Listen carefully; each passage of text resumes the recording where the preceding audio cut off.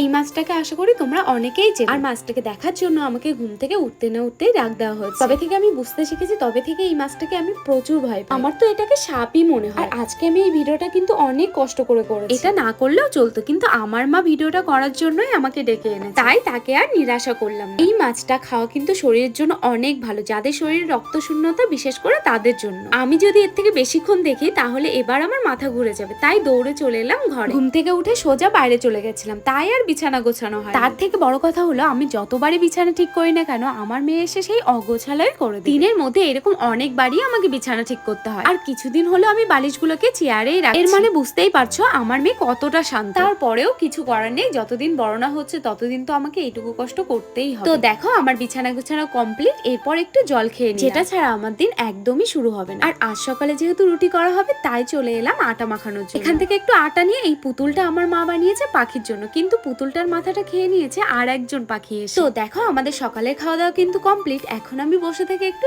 Script লিখছি। এরপর চলে এলাম লেবু কাটার জন্য। মা নিয়ে এসেছিল দুটো। আগের দিনেরটা তো মিষ্টিই ছিল, এটা জানি না কেমন হবে, কারণ কাটার সময় তো লেবুটাকে আমার কাঁচাই মনে হচ্ছিল। কাটার পরে তো ভেতরটা ঠিকঠাকই ছিল। হ্যাঁ, এই লেবুটাও মিষ্টি ছিল, কিন্তু আগের দিনেরটা একটু বেশি মিষ্টি ছিল। তোমরা অনেকেই আছো যারা লেবুটাকে মাখিয়ে খাও, কিন্তু আমি তো এমনিতেই খেয়ে নিই।